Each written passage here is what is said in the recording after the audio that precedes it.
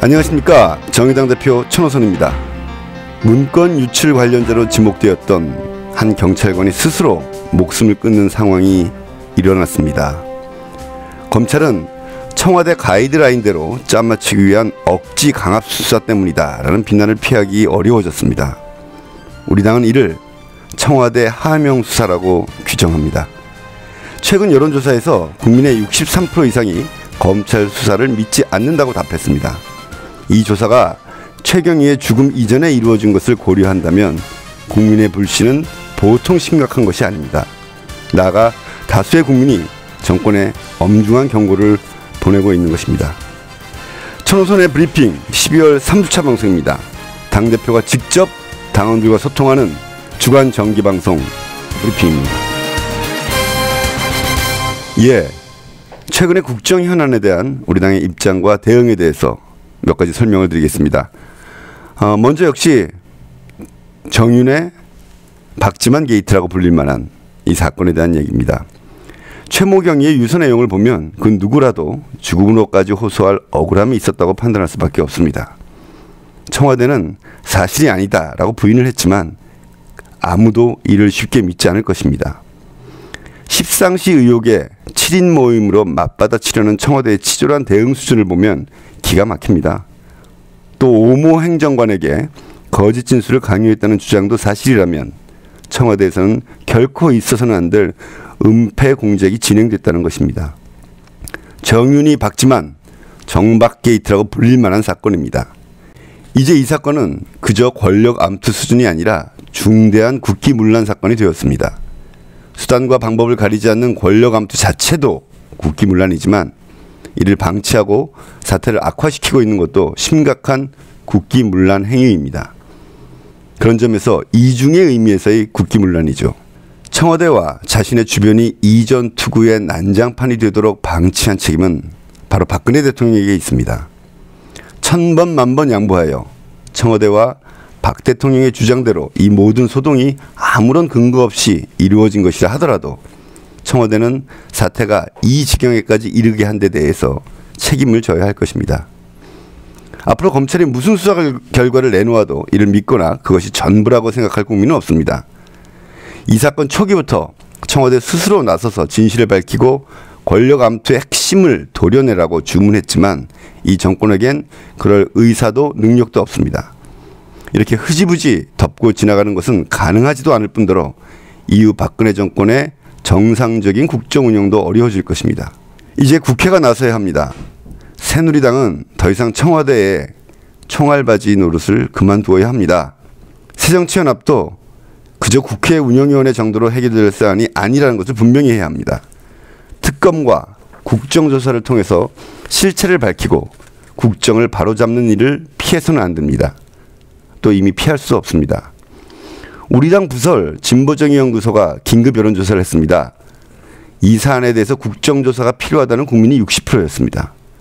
그리고 4대강 사업 73%, 자원외교 63%, 방위산업 76%의 국민들이 국정조사가 필요한 일이다 이렇게 답했습니다.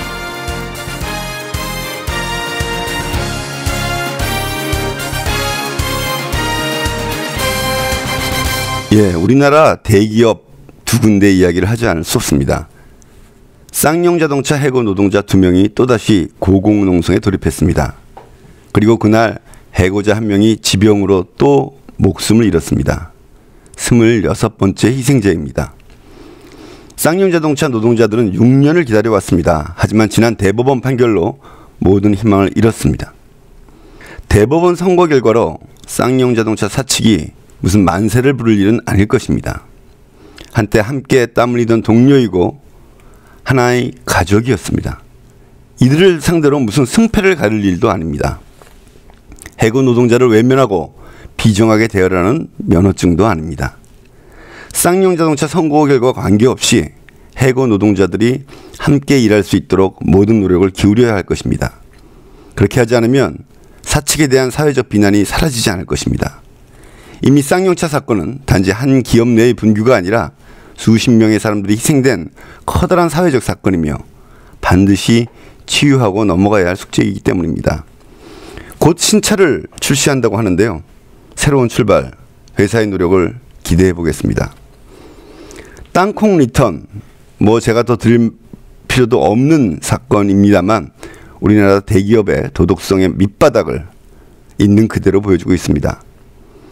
거짓 진술을 사무장에게 종용하고 또 폭행과 욕설이 있었다는 승객 증언도 있었습니다. 과연 이들의 사과가 진심이었는지 의심하지 않을 수 없습니다. 조사받는 조현아 씨의 태도도 그리고 조사를 하는 국토부의 태도도 모두 문제가 매우 많습니다. 국토부와 경찰은 법과 원칙에 따라 이 사건을 철저히 밝혀내야만 할 것입니다. 최근에요. 통합진보당 정당 해산 관련 헌법재판소 심판이 임박했다는 이야기가 돌고 있습니다. 정의당은 통합진보당 내에서 벌어진 소위 이석기 의원 사건에서 드러난 일부 인사들의 언행에 대해서 분명히 반대합니다. 정치적 책임을 져야 할 것이고 시비를 가려야 할 것입니다. 그러나 이를 억지로 내란 음모로까지 몰고 가려 했던 검찰의 태도, 그리고 전례 없는 강제적인 정당 해산 시도에 대해서는 우리는 동의할 수 없습니다.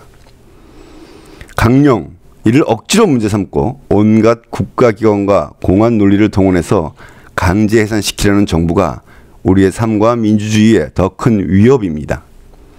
통합진보당에 대한 정치적 평가는 국민의 선거를 통해서 이루어져야 합니다. 그것이 헌법과 민주주의에 부합하는 일입니다. 헌법재판소의 현명한 그리고 신중한 판단을 바랍니다.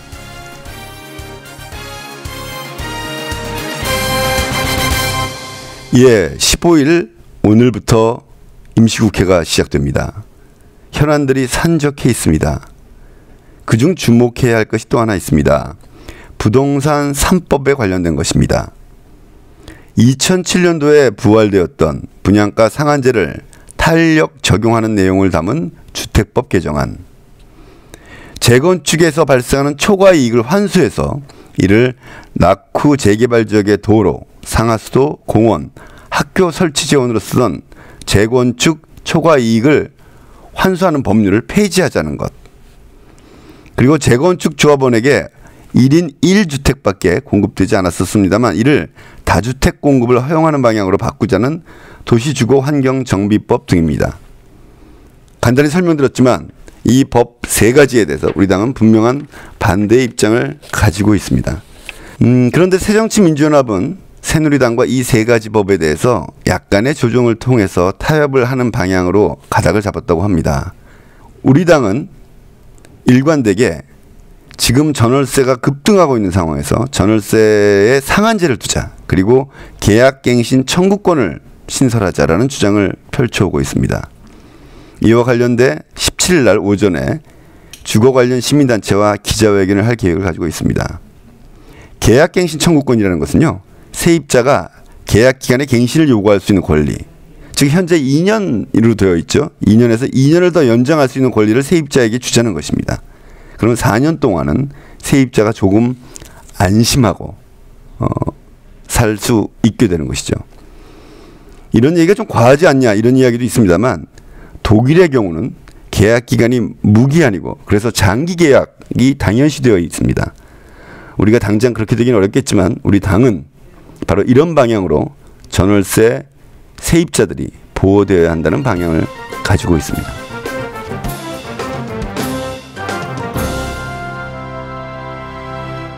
예, 여러분들 잘 아시다시피 지난주에 서울시청에서 성소수자들의 농성이 있었습니다. 우리 당도 성소수자위원회가 있습니다. 열심히 활동하고 있고요. 저도 그 회원 중에 하나입니다. 우리 당 성소수자위원회는 성소수자 당사자뿐만 아니라 함께 하고자 하는 사람들도 회원으로 위원회에 참여하고 있습니다.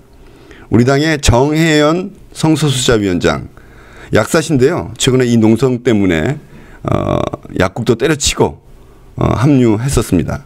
오늘 일단 농성은 끝났는데 그동안 무엇을 느꼈는지 들어보는 시간을 갖도록 하겠습니다. 정혜연 위원장입니다. 예, 안녕하세요. 정혜연 위원장님. 네, 안녕하세요. 예, 고생 많으셨습니다. 농성이 며칠 동안 계속되었던 것이죠? 6일 동안 되었습니다. 예, 제가 앞에 다니시던 약국도 때려치고 농성에 합류했다고 그렇게 소개를 드렸습니다. 걱정이네요. 이제 농성 끝났으면 직장으로 돌아가셔야 될 텐데 돌아가실 직장이 없어서. 예. 어떻게 춥거나 그러진 않으셨어요? 아무리 실내에서 농성을 하시기도 했지만 그래도 보통 날씨가 아니었는데 어땠습니까? 실내지만 사실 새벽엔 진짜 춥긴 추웠어요. 예. 네. 근데 이제 세월호 분들과 CMN 분들이 돗자리, 침낭, 담요 등 빌려주시고 또 지나가던 분들이라 이제 정의당에서 핫팩을 후원해 주셔서 따뜻하게 보냈습니다. 예, 우리 당은 핫팩을 후원했나 보죠. 제가 사무총장께 특별히 좀 챙겨보라고 말씀을 드렸는데, 예, 뭐 농성을 접었죠. 접느냐 마느냐 반대 의견도 있었던 것 같습니다. 이 상황은 간단히 좀 설명을 해주시죠. 12월 10일 전까지만 해도 이제 무목부답이었던 서울시가 오후에 연락이 왔어요.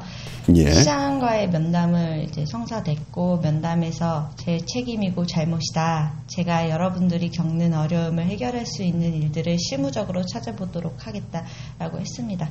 근데 이제 공식 보도랑 페북에서는 유감이란 말로 애매모호한 사과를 했습니다. 예. 공식 보도 이후에 200명의 농성장 사람들과의 모둠 토론에서 구체적인 조치와 명확한 사과가 없다는 점에서 농성을 접는 것을 반대하는 분들이 있었고요. 그래서 이제 집행부가 이제 구체적인 조치를 마련하고자 다음날 서울시 담당자를 만나서 실무 논의를 할 것을 약속했고 그리고 면담 내용 또한 공개했습니다. 이러한 결과를 만들어낸 게 이번 농성의 성과였고 그리고 이런 과정에서 연대와 참여 또한 저희는 성과라고 생각을 했습니다. 그래서 이후에 더욱더 이뤄가야 할 것들이 많기 때문에 이번 농성을 마무리하기로 결정했고요. 그리고 이걸 동력으로 삼아서 더 큰 판을 만들어 가고자 이제 예, 그건 좀 성과네요. 일단 실무를 하겠다고 약속을 했다는 것이죠. 예, 하여튼 고생 많으셨습니다. 이번 농성을 통해서 의미가 있었다면 어떤 것일까요? 몇 가지 말씀해 주시죠.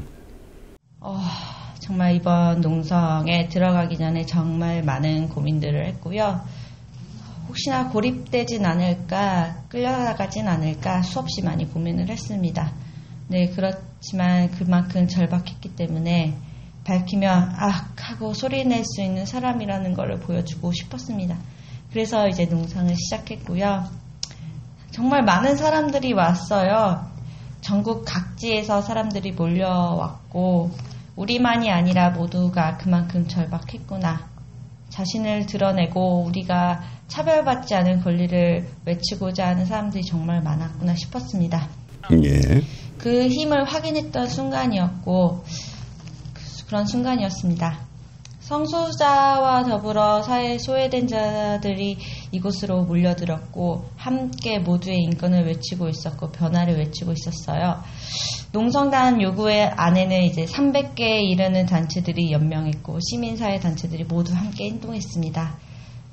우리 모두가 권리를 변화를 요구하고 있었던 것을 이번 농성을 통해 확인했습니다. 그리고 이 힘을 동력으로 삼아서 더 큰 판에 이어나가야함을 확인했고요. 네. 예, 사실 제가 얼마 전에 우리 서울시당에서 박원순 시장을 초청한 행사가 있었습니다. 그때 가서 제가 가장 정의당 바깥에 있는 정의당스러운 정치인이다라고 제가 좋은 말씀을 해드렸는데 이번 일 때문에 굉장히 실망을 했고 우리 당에서도 뭐 단호한 입장을 내긴 냈습니다만 뭐 같은 야권끼리 분열시키는 거 아니냐 이런 우려들도 있었을 것 같은데요.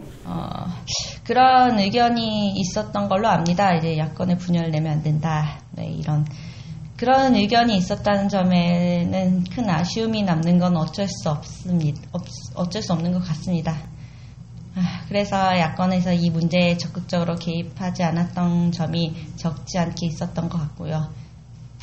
근데 인권에는 예외가 없다고 생각을 합니다. 인권에 예외가 있기 시작하면 한도 끝도 없이 확장될 것이에요.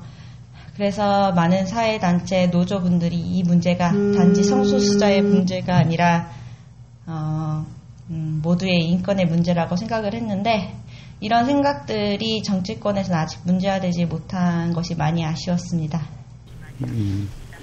예, 뭐 우리 당에서도 입장을 발표하고 하긴 했습니다만 당도 좀 소극적이었다 이런 느낌 갖고 계신 거 맞죠?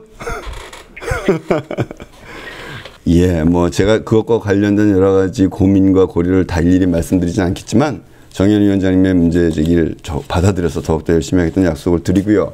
그래도 서울시당 위원장도 가셨었고 또 우리 문정원 부대표도 갔었었죠. 우리 당원들께 감사의 말씀도 좀 드리면서 그래도 이 얘기를 먼저 한번 해보죠. 우리 당원들 내에서도 인권에 대해서는 이의가 없습니다만 동성애를 보는 시각에 대해서는 다양한 견해가 존재합니다. 그런 부분에 대한 어떤 당부의 말씀과 감사의 말씀 그렇게 마무리 짓도록 하죠.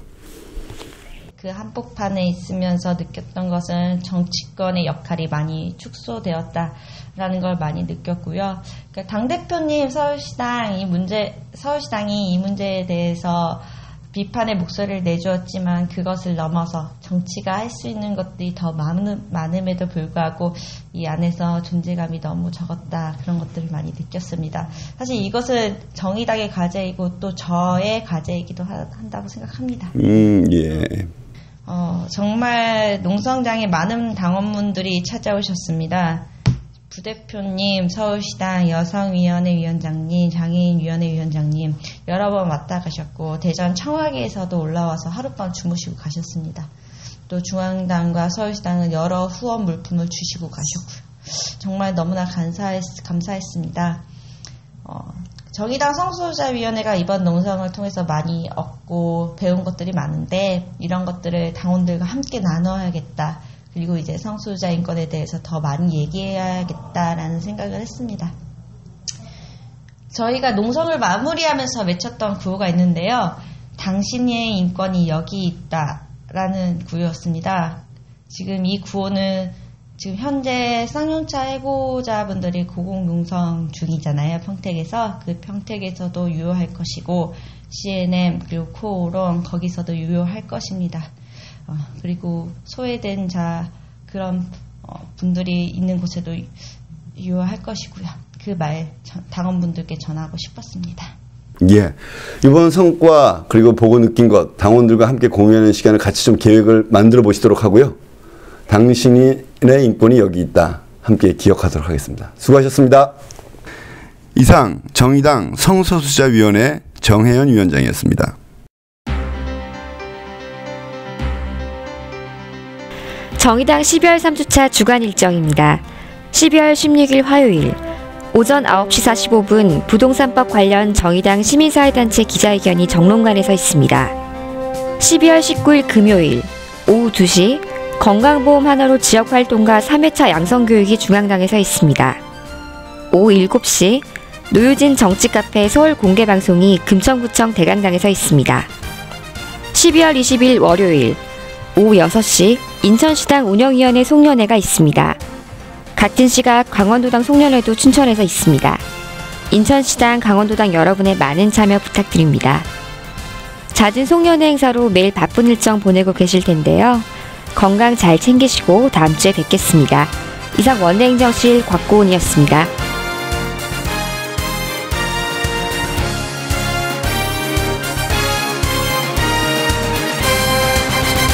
예, 이제 마무리할 시간입니다. 오늘은 좀 길지 않았죠? 최근에 미생 드라마가 매우 유행입니다. 여러분들 보셨는지 모르겠습니다. 저는 스쳐 지나가면서 몇 번 봤습니다만 우리 마음에 와닿는 명대사들이 매회 나오고 있다고 합니다. 그 중에 인상적인 것 한 가지 말씀드리고자 합니다. 내가 이루고 싶은 게 있다면 체력을 먼저 길러라. 내가 종종 후반에 무너지는 이유, 내가 데미지를 입은 후에 회복이 더딘 이유, 실수한 후 복구가 더딘 이유, 다 체력의 한계 때문이야. 체력이 약하면 빨리 편안함을 찾게 되고 그럼 인내심이 떨어지고 그 피로감을 견디지 못하면 승부 따윈 상관없는 지경에 이르지. 이기고 싶다면 그 고민을 충분히 견뎌줄 몸을 먼저 만들어. 정신력은 체력의 보호 없이는 구호밖에 안 돼. 이번 달 여러분의 체력을 그리고 또 우리 당의 체력도 길러보는 그런 기간이 되었으면 합니다. 그 체력은 바로 여러분들의 열성적인 참여입니다. 다음 주에 뵙겠습니다.